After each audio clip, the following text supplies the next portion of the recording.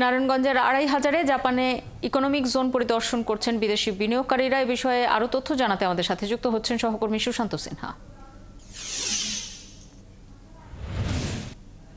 সুশান্ত, এখন পর্যন্ত যেটি আমরা জানছিলাম যে একটি চুক্তি স্বাক্ষরিত হয়েছে, আর কোনো নতুন তথ্য আপনার কাছে আছে কিনা জানাবেন, এবং আজকে সারাদিন ধরে বিনিয়োগকারীদের আর কি কি কর্মসূচি সেখানে আছে?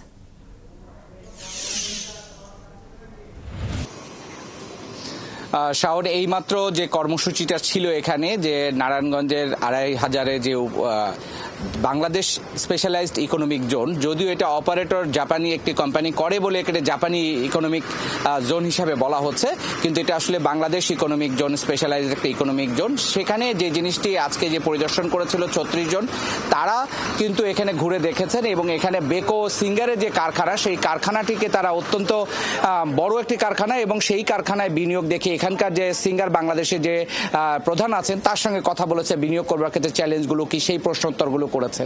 একই সঙ্গে এখানে আরো একটা বড় বিষয়, যে এখানে আপনি যেটা বললেন যে নির্লন একটি সুইডিশ কোম্পানি, তারা শতভাগ সুইডিশ কোম্পানি, তারা বাংলাদেশে ইতিমধ্যে একটা কারখানা আছে তাদের মানিকগঞ্জে, তারা বাংলাদেশে একটা কারখানা করতে চায়। সেখানে 11 থেকে 13 মিলিয়ন ডলারের তারা 11 থেকে 13 মিলিয়নের ডলারের তারা ইনভেস্টমেন্ট বাংলাদেশে করতে চায় পর্যায়ক্রমে, এবং এর মধ্য দিয়ে যেটি করতে চায় যে বাংলাদেশে তারা গার্মেন্টস অ্যাক্সেসরি খাতে যে সমস্ত উপকরণ তৈরি হয় তার আধুনিকায়নের কাজটা করতে চায় এইখানে নারায়ণগঞ্জের ২৫০০-এর যে বাংলাদেশের স্পেশালাইজড ইকোনমিক জোনে।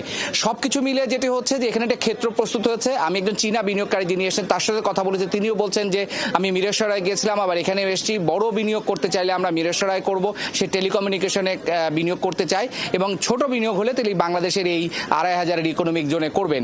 বিনিয়োগকারীদের মধ্যে একটা বার্তা দেওয়া সম্ভব হয়েছে যে এখানে রাজনৈতিক স্থিতিশীলতা এবং অর্থনৈতিক যে স্থিতিশীলতা তৈরি হয়েছে সেটাতে বিনিয়োগ করে বাংলাদেশ এখন ল্যান্ড অফ অপরচুনিটি হিসাবে কাজ করছে বিদেশি বিনিয়োগকারীদের। আবার প্রবাসী যে বাংলাদেশিরা তারাও কিন্তু এখানে একটা হাসপাতাল করা কিংবা এখানে একটা বড় বিশ্ববিদ্যালয় করার পরিকল্পনার কথা বলছেন।